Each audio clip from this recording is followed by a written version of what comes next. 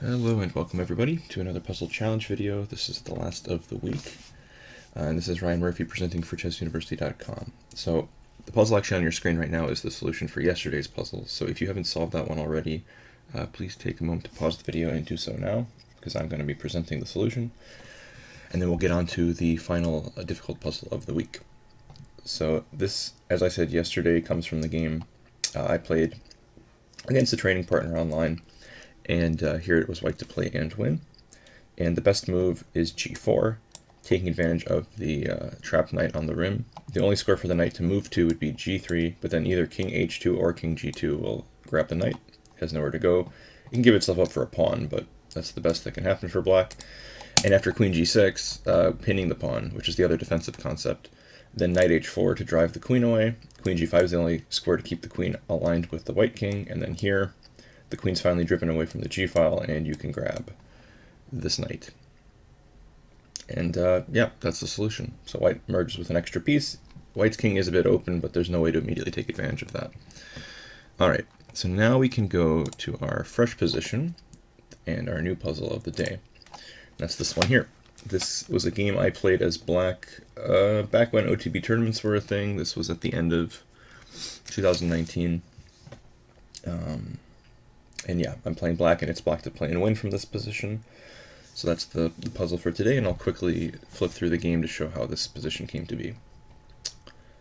Alright, this one started off d4, d5, c4, c6, and we get a queen b3 Slav, bishop f5, g3, e6. This is all theory, both sides just developing and castling. Knight c3, knight b to d7. Generally, in these type of Slav positions, black's looking to play for e5. So you'll sometimes see like queen c7 and e5, and white's looking to play e4 and get the big center, because that's one of their main advantages, is that they have two center pawns against one. So rook e1 intends to play e4, and here you can block this square by playing knight to e4.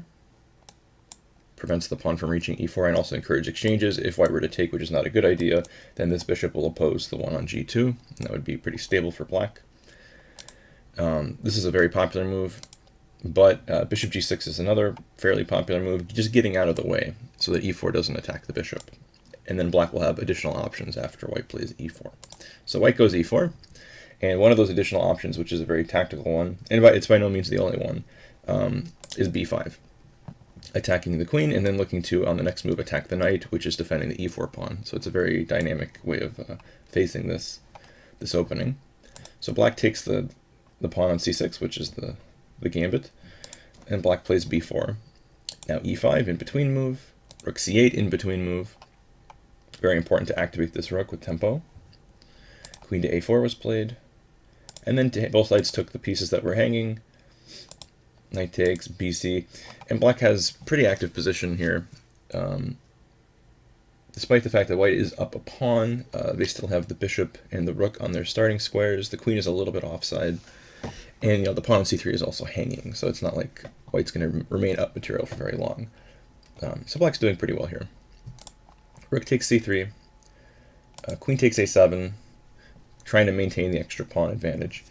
But probably here it was better to play something like knight e5, or simply develop this bishop, like bishop d2, for example. Knight e5 seems pretty principled as well, trying to eliminate one of the bishops and opening up the light squared bishop on g2. But queen takes a7 was played. And here I didn't play the best move. There were a couple of moves that were better than what I did, but I went for bishop to b4 in this position, which is a very tricky move, with lots of like tactical ideas. And honestly, I don't think I calculated all the complications based on two of the more testing moves that I looked at, because it's just like really complicated and the lines kind of get confusing. But I remember in the game that I calculated, I spent a lot of time looking at both queen a4 and queen b7. I also, of course, looked at what happens if, bishop d2, which is a pretty critical move, attacking both of my pieces and blocking the diagonal. The whole point of bishop b4 is to have discoveries against this rook later. So, for example, like rook takes f3 and then bishop takes rook. It's one of the ideas.